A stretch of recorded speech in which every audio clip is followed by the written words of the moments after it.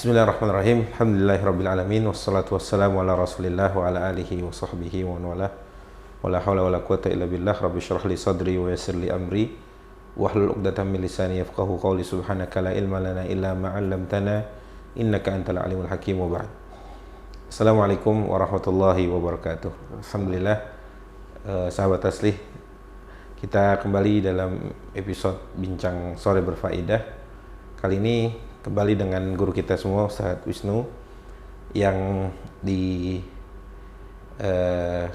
sebagai peneliti sejarah, juga penulis buku-buku yang seputar dengan sejarah. Alhamdulillah, kali ini beliau juga kembali bisa berkenan untuk membersamai kita di studio Taslih. Kita sapa dulu dengan Ustadz Wisnu yang ada di samping saya. Assalamualaikum Ustadz. Waalaikumsalam warahmatullahi wabarakatuh. Alhamdulillah, sehat Ustadz. Alhamdulillah khair Ustadz. Betul Ustadz. Seger, alhamdulillah seger. Baik, Ustadz Wisnu ini sebagaimana sudah kita tahu bahwa punya beberapa karangan ya Ustadz ya, tentang yang membahas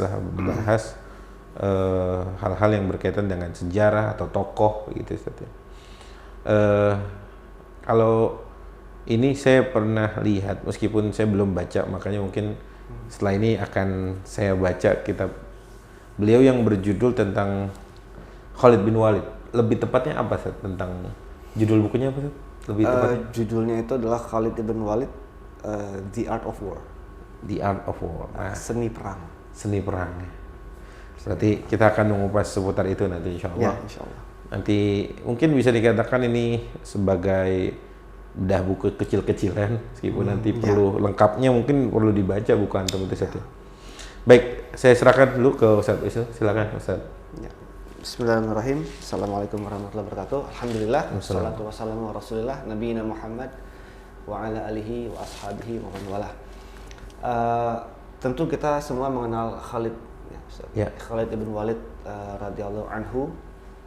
Jadi beliau ini seorang sahabat tentunya, dan juga seorang panglima militer, seorang prajurit profesional. Kalau bahasa sekarang pasukan khusus bisa juga. Khusus. Jadi yang kita hendak sorot pada kesempatan hari ini adalah insya Allah tentang Khalid di mata Barat dari aspek militer. Khalid bin Walid di mata orang-orang Barat dari aspek militer. Ya. Baik. Ya. Kan biasanya kita dari sisi kita nih para penulis sejarah. Baik. Ya, kenapa? Karena bagi yang suka menelaah atau membaca tentang kemiliteran atau sejarah militer, tentu kita tidak asing dengan nama-nama seperti Alexander the Great, dan juga Hannibal dan Napoleon, juga beberapa jenderal-jenderal legendaris lainnya. Tapi kalau kita baca buku-buku sejarah militer Barat seperti Richard Donner, terus juga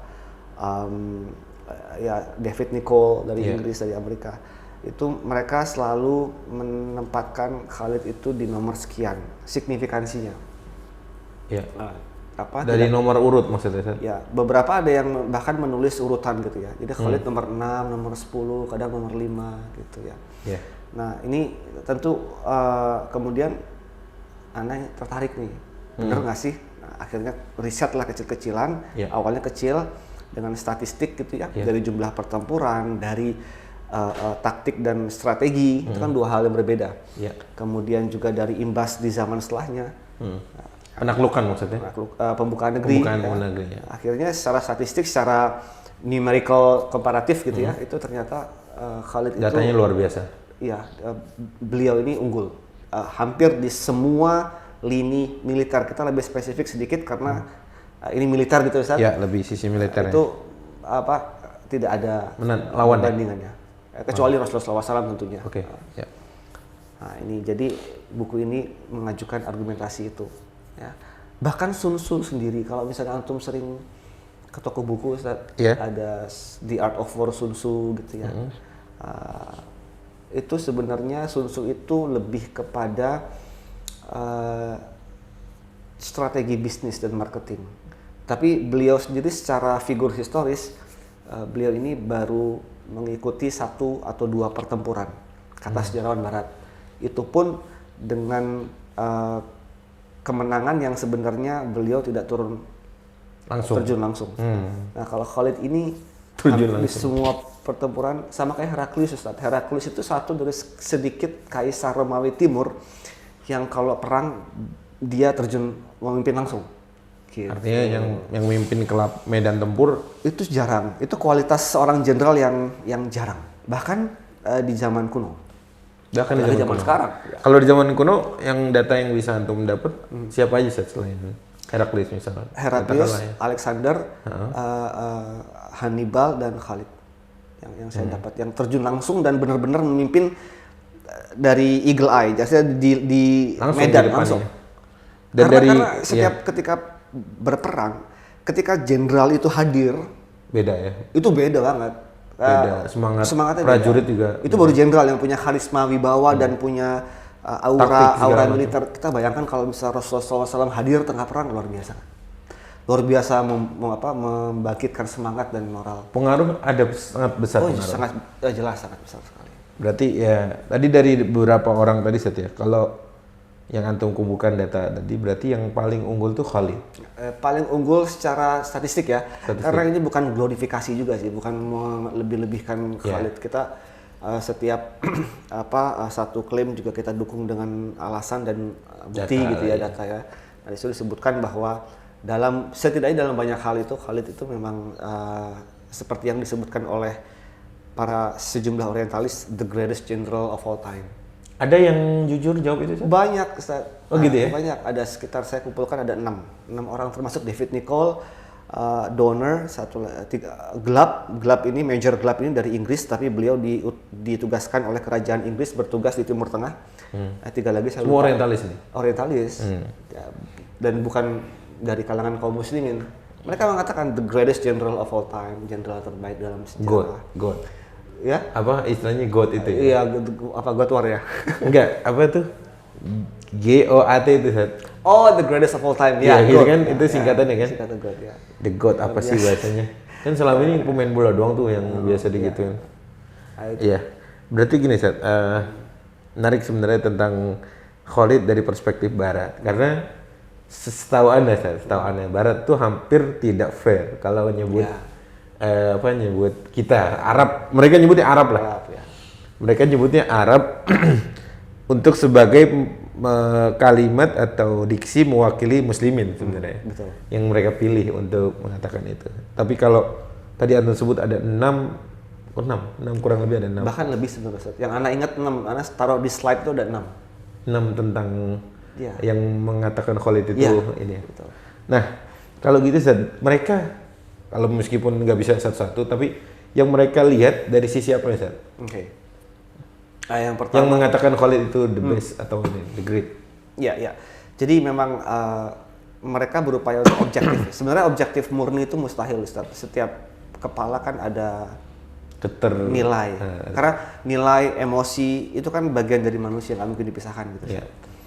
Tapi minimal mereka nih yang berusaha untuk objektif. Nah, itu mereka salah satunya menyasar adalah taktik yang digunakan dan strategi.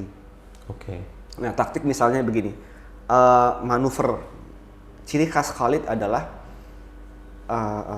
beliau mengandalkan kejutan, efek kejut.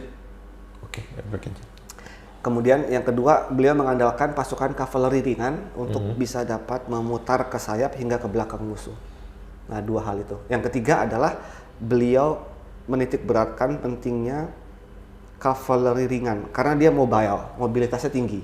Yang kemudian hari nanti diadopsi oleh Barat konsep kavaleri ringan. Jadi kavaleri ringan itu adalah pasukan berkuda atau onta, tapi lincah karena nggak pakai baju besi, nggak bawa peralatan yang berat, sehingga ketika dibutuhkan dia bisa ke sayap kanan, ke sayap kiri, dan itu terbukti. Manuvernya cepat lah. Manuvernya cepat, betul sekali maneuverable, dan itu terbukti dalam perang Yarmuk, selain juga dalam perang Ajnain dan Uhud lah terdekat mungkin. betul sekali. Nah ini menarik sekali Ustaz, karena Rasulullah SAW itu sudah melihat talentnya Khalid sejak perang Uhud. Dan Rasul mengakui ya, Iya. Rasul mengakui tentang Dan kehebatan itu ya. Khalid nggak pernah kalah Ustaz. Ada hingga 100 hingga 200 pertempuran tuh kalau Anda cenderung yang 100 Ustaz. Karena itu pun angka figuratif, nggak mungkin 100 Iya, itu. betul. 100 itu nggak pernah kalah kecuali ketika di Uhud. Ya, di Uhud sebenarnya bukan menang dan kalah. Kaum muslimin itu mungkin kalah secara taktis, tapi strategis dia menang. Secara strategis dia menang. Karena tujuan-tujuan musyrikin Mekah nggak tercapai. Iya, mereka nggak tercapai. Ya bukti kekalahan mereka sebenarnya mereka kocar-kacir setelah itu kan dihajar juga lagi. Iya. Tapi Khalid di situ sudah mulai gemilang tuh. Kelihatan lah ya. Kelihatan jeniusnya. Dan sebenarnya mainstream sih Ustadz. Yang namanya memutar atau flanking atau double envelope itu sebuah manuver yang sudah ada sejak zamannya Hannibal dari Cartagena, sejak zaman dulu. Tetapi ketika dia diaplikasikan dengan sumber daya terbatas, di gurun, bukan dengan berkuda, ya maksudnya nggak semua, dan mereka Khalid tidak pernah membaca literatur tentang Hannibal. Sebab literatur yang tersedia saat itu adalah bahasa Latin, bahasa Yunani. Kalau Bizantium, Heraklius dia punya akademi militer dengan literaturnya, dengan penggemblengan. Sudah ada itu ya? Sudah ada. Masyarakat Arab kan masyarakat Ummi secara umum. Ya, Ummi nggak bisa baca. Tapi di situ lahir seorang jenderal yang kemudian apa itu bawaan dari lahir? Kalau kata Letnan Jenderal Aga Ibrahim Akram dari Pakistan, beliau menulis tentang Khalid ibn Walid, biografinya. Itu karena pertama Mughirah bapaknya, Walid bin Mughirah itu sering mengajarkan Khalid itu menunggang kuda melintasi gurun dengan waktu yang cepat. Tujuannya survival. Karena kalau bisa lama-lama tuh bisa mati gitu. Harus cepat gitu. Itu satu. Yang kedua beliau juga mengatakan sama Ikrimah, sahabat kecilnya itu sering duel, terus berkuda. Dan kemudian di Yarmuk Ikrimah itu wafat dan wafatnya di pangkuannya Khalid. Nah, ketika wafat itu Khalid mengusap keringat di dahi ya. Yang salah satu tanda husnul khotimah ya. Nah itu dia. Jadi didikan sejak kecil dan juga itu yang membedakan meskipun tadi antum sebut bahwa taktik untuk ngebalik scene serangan itu sudah ada. Sudah ada. Cuma yang istimewanya mungkin dari Khalid ini dia nggak pernah baca literaturnya. Ya. Kemudian dia juga tadi dengan keterbatasan yang dia miliki ketika itu. Betul sekali. Dan pitched battles artinya pertempuran head to head antara pasukan dengan pasukan mulai jeger gitu, itu bukan tipikal perang bangsa Arab. Karena perang bangsa Arab itu lebih cenderung hit and run. Karena mereka menyerang kafilah dagang, rampok, kabur, gitu kan. Jadi mereka berperang tuh lebih kepada pas zaman jahiliyah Ustadz, merampok, menyergap iring-iringan dagang atau perang antar suku gitu. Jadi nggak dikenal atau minimal gaya perang begitu enggak? Gaya perang itu hanya ada di Persia dan Romawi dan Yunani dan peradaban yang lebih maju, head to head gitu, kayak di film-film Ustaz. Gitu ya, itu malah bangsa Arab tidak mengenal itu ya. Enggak. Tapi ketika Khalid dan para sahabat radhiyallahu anhum ke Syam untuk pembukaan negeri-negeri, mereka terpaksa berperang dengan gaya seperti itu. Itu jadi emang benar-benar, tapi ya buktinya menang.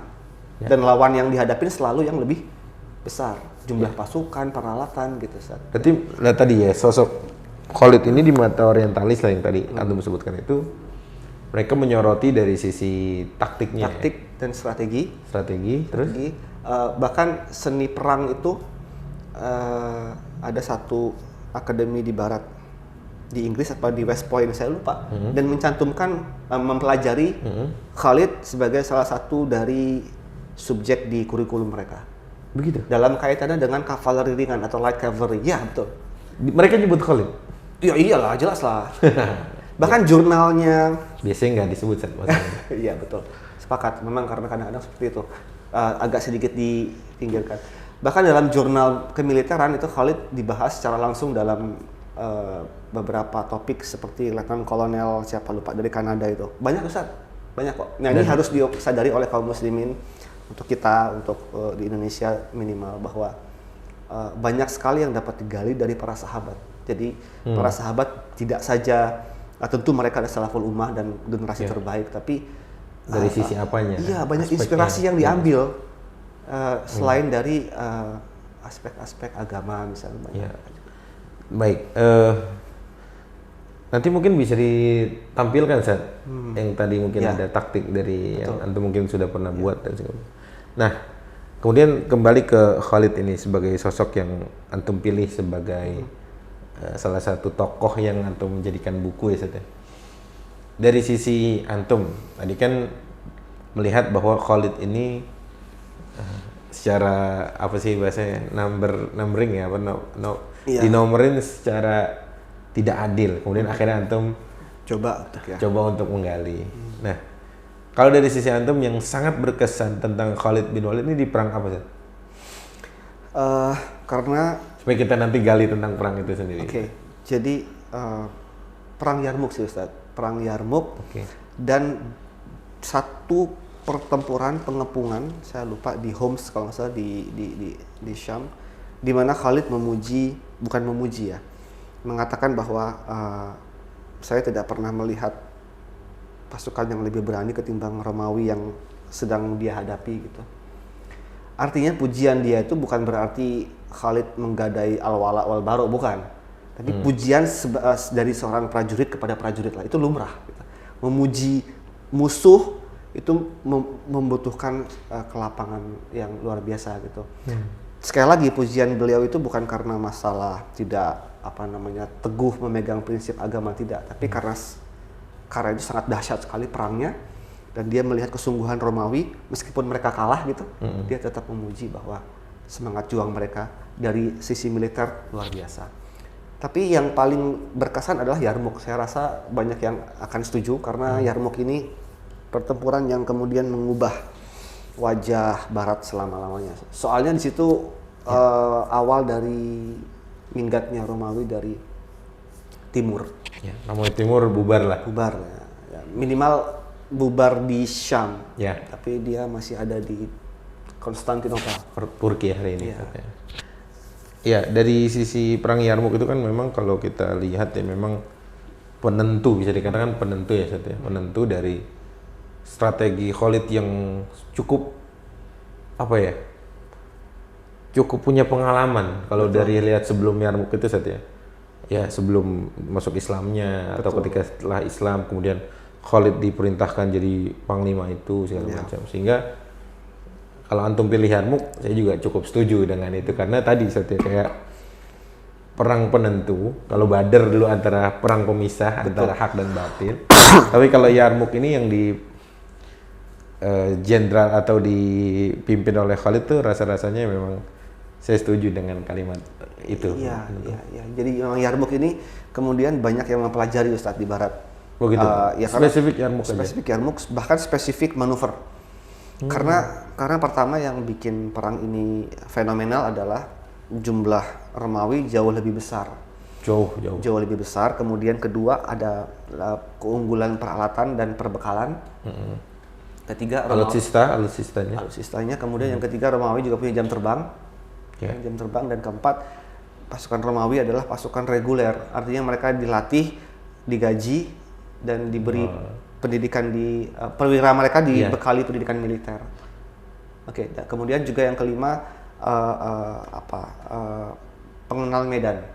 Medan itu mereka lebih kenal karena pasukan Romawi di Syam, Romawi Timur di Syam itu sudah mengetahui medan dan pernah berperang di Syam melawan Persia sebelumnya, beberapa tahun sebelumnya. Makanya kan yang ada Ghulibatur Rum gitu ya, pas perang lawan Persia. Nah, sedangkan kaum muslimin tidak, perbekalan juga tidak terlalu banyak, jauh dari rumah. Orang kalau misalnya jauh dari rumah itu, kalau main bola tandang itu lebih nggak dijagoin dibandingin kandang gitu. Tidak punya jalur supply karena terlalu jauh dan jam terbang dan perbekalan dan juga nggak semua punya baju besi, nggak semua juga, dan mengandalkan banyak dari rekrutan di tengah jalan. Di selama perjalanan mereka merekrut orang-orang Syam. Bukan seperti prajurit reguler punya Romawi ya. Iya, dan nggak semuanya para sahabat, bahkan banyak yang masuk Islam, banyak yang baru masuk Islam. Jadi luar biasa. Apa manuver yang paling antum sukai di Yarmuk ini dari Khalid? Jadi ada 6 hari pertempuran di Yarmuk, yang manuver yang pamungkas yang sangat krusial adalah di hari ke-6.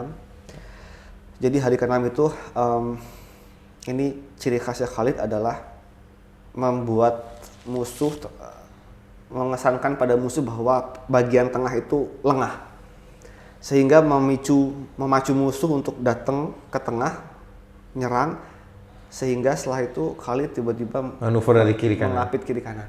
Itu namanya double envelope gitu istilahnya. Nah, di hari ke-6 itu seperti itu juga. Jadi dibikin seperti itu, tapi Khalid manuver pamungkasnya adalah beliau dengan 2.000 sampai 4.000 pasukan berkuda itu memutar ke sebelah kanan. Memutar ke sebelah kanan dan menghajar bagian belakang. Sebenarnya simpel sih. Cuman ketika dia memutar dan timingnya itu luar biasa. Dan yang buat kalah itu bukan karena ketika kontak, tapi panik, kaget. Jadi ketika orang lain itu kaget gitu kan, lagi perang di belakang siapa itu? Gitu tiba-tiba ada yang nyerang gitu kan, kaget. Dalam sejarah militer, Ustaz, ketika satu pasukan diserang dari samping dan belakang, itu hampir 90% kalah. Atau mungkin 100% gitu. Karena bukan lagi ketika di manuver dari belakang, bukan lagi masalahnya adalah konsolidasi atau hitung-hitungan kekuatan, tapi moral. Di perang Uhud pun kaum muslimin sempat dihajar juga hajar di belakang dan moral turun gitu. Itu luar biasa. Belum lagi kurang antisipasi Dan disoriented. Ya betul. Sebelumnya emang nggak terpikirkan, nggak terbayang juga kan. Sebagaimana ya di Uhud tadi, meskipun mungkin Nabi sudah wanti-wanti dari awal kepada para pemanah, jangan turun. Itu kan sebagai langkah antisipasi dari Nabi. Betul. Cuma tadi ya, akhirnya Khalid punya manuver yang kaget, kaum muslimin kaget. Jadi sebenarnya Rasulullah SAW itu tidak terkalahkan. Artinya dalam arti ketika beliau mengamanahkan sejumlah 50 orang sahabat, itu memang satu-satunya yang make sense untuk manuver Khalid. Dan Khalid tahu, makanya dia mantengin aja kan, ada yang nungguin gitu. Khalid udah nungguin ya saat? Iya betul. Standby, udahlah. Ternyata turun. Itu hanya the only way itu aja. Nah, itu Khalid sampai beliau wafat, sampai beliau ke mana itu yang sebelum beliau pensiun. Itu selalu sebelum dipakai. Digantiin Usama. Iya, betul. Sebelum diganti. Itu beliau opsi pertama adalah cari celah sebelah kanan kiri belakang, itu dia. Depan nyantai lah. Depan tuh walaupun antum lemah, cepat atau lambat bakal mundur nggak apa-apa. Tapi sebelum dia mundur dia harus dihantam dari kiri kanan belakang. Karena kalau misalnya face to face gini, ngandelin tengah kalah kaum muslimin. Selalu kalah karena jumlah kita pasti lebih dikit. Jumlah baju besi dan seterusnya.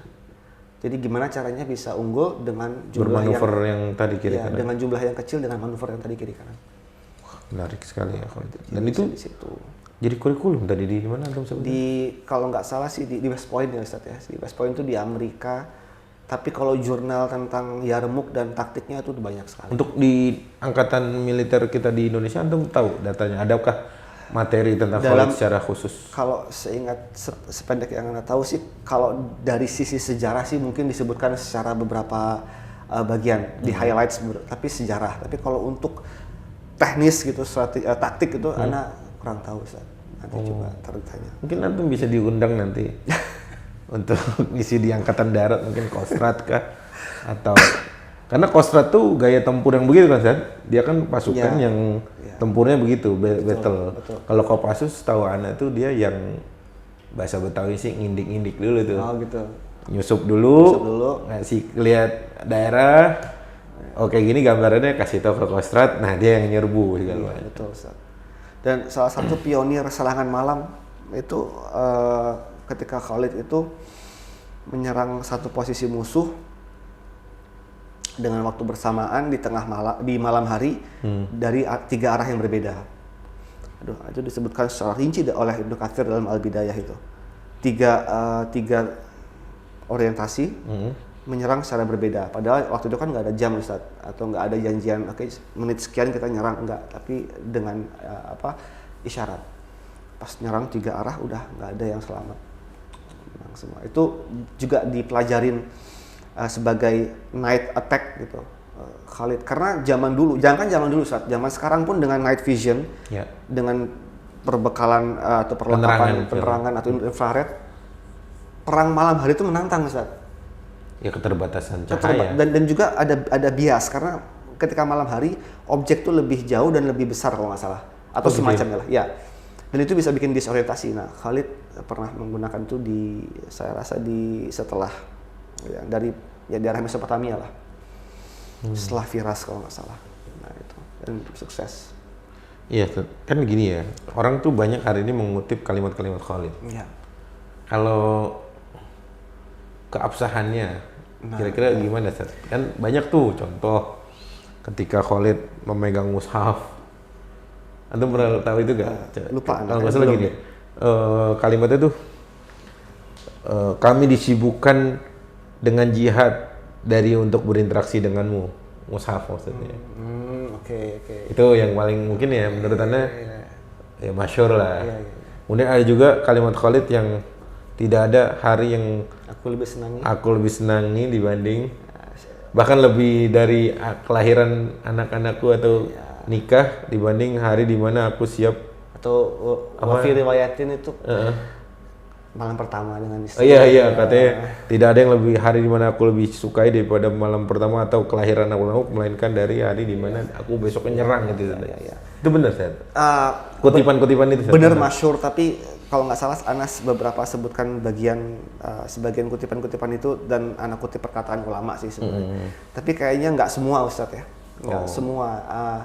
Nggak semua itu sah dinisbatkan kepada Khalid. Tapi kalau nggak salah situ ada babnya sendiri saya lupa Imam Az-Zahabi apa siapa ya. Atau ya, tapi itu nggak semua benar. Tapi memang terkait interaksi Khalid dengan Al-Quran ini yang menarik adalah ada yang mengatakan bahwa Khalid ini hanya hafal 3 surah saja. Jadi beliau ini juga sedikit meriwayatkan hadis, nggak banyak dan juga tidak menyelami fikih seperti Mu'adz. Nah, itu kita katakan bahwa ya tentu setiap orang itu kan dimudahkan sesuai dengan apa yang Allah takdirkan. Dan para sahabat itu kan saling mengisi gitu. Melengkapi. Kalau misalnya Ibnu Abbas misalnya yang mahir dalam tafsir, disuruh memimpin pasukan melawan Romawi pun hasilnya belum tentu seperti Khalid. Betul. Atau yang siapa Mu'adz misalnya yang fikih, kalau juga di medan perang belum tentu. Jadi memang ada masing-masing perannya lah. Betul. Jadi ketika kalaupun benar dikatakan bahwa Khalid hanya sedikit hafal surah, mungkin insya Allah itu ditutupi dengan amalan salih beliau di medan perang yang nggak semua orang bisa. Ya betul. Jadi memang ketika berbicara Khalid, kita ini jadi ingat bahwa kita tentukan satu bidang, kita tekuni di situ, dan kita mahir di situ dan sumbangsi terhadap Islam dari situ. Jelas. Iya. Lebih jelas ya. Meskipun Khalid nggak menghafal banyak hadis seperti Abdullah ibn Abu Amr, Hurairah, Abu Hurairah, tapi beliau berkontribusi dalam bidang yang lain. Iya. Nah, Ustaz, Khalid itu kan dapat julukan pedang Allah yang terhunus. Iya. Itu seperti apa, Ustaz? Maksudnya terhunus itu? Iya. Artinya pedang Allah Saifullah al-Maslul gitu kan ya. Jadi memang karena kata Imam At-Tabari di Tarikhul Umam, beliau mengatakan atau lebih tepatnya mengisahkan bahwa ketika Khalid wafat itu bukanlah karena peperangan, tetapi karena sebab yang normal, yang wajar, sakit atau karena sudah uzur sakit gitu. Sehingga Khalid tidak meninggal dunia saat perang, sebab jika demikian halnya maka orang-orang akan berkata, lihatlah pedang Allah sudah terbunuh di medan perang.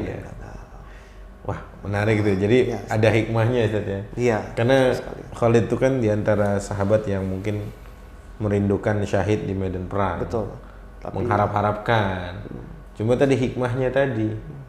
Kalau Khalid sampai kalah atau terbunuh di medan laga, dia akan mana katanya pedang Allah masa kalah gitu kan. Itu min hikmatillah mungkin saja di antara ini.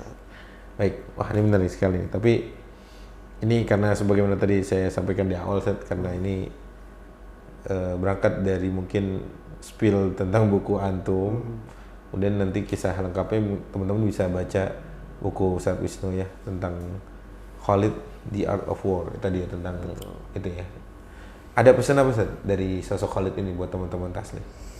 Ya, Khalid ini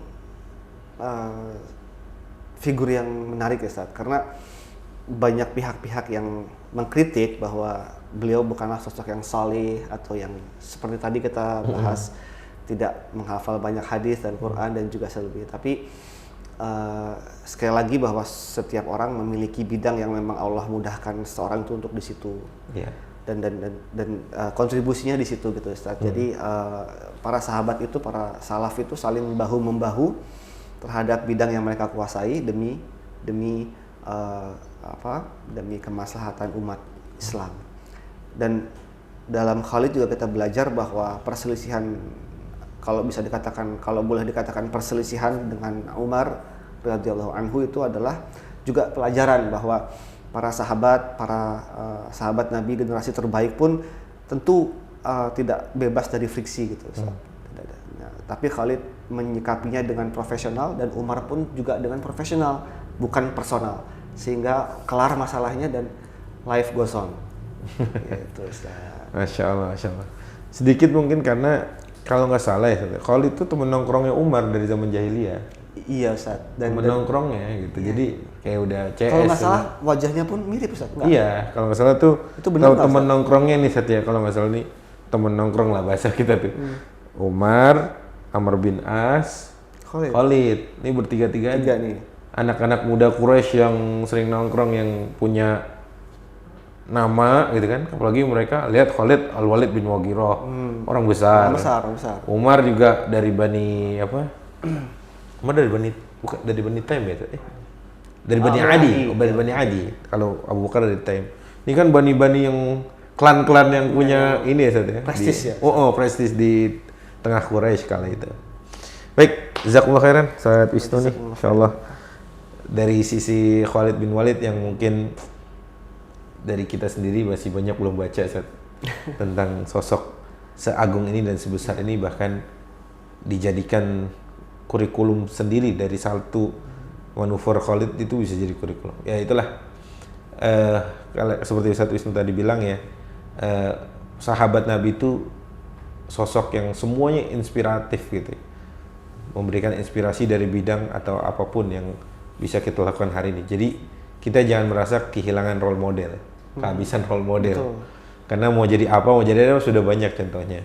Bahkan kalau kata ulama atau kalimat Nabi kalau nggak salah, ashabi kan nujum. Ya, sahabat-sahabatku tuh seperti bintang. Kalian mau contoh yang mana, ikut yang mana, kalian akan sampai ke tempat itu. Dulu kan bintang jadi petunjuk ya, sebelum ada Google Maps. Iya, kan kata Nabi, sahabatku tuh laksana bintang.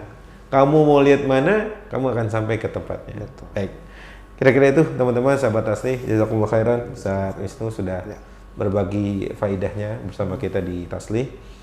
Insyaallah kita bertemu lagi di episode yang akan datang, masih bersama Bincang Berfaedah, dan mohon doanya agar supaya ilmu ini yang sudah kita dapat selalu bermanfaat untuk diri kita dan untuk umat secara umum. Aku qouli hadza, kita tutup dengan kafaratul majlis. Subhanakallahumma bihamdik, asyhadu an la ilaha illa anta astaghfiruka wa atubu ilaik. Assalamualaikum warahmatullahi wabarakatuh. Waalaikumsalam warahmatullahi wabarakatuh.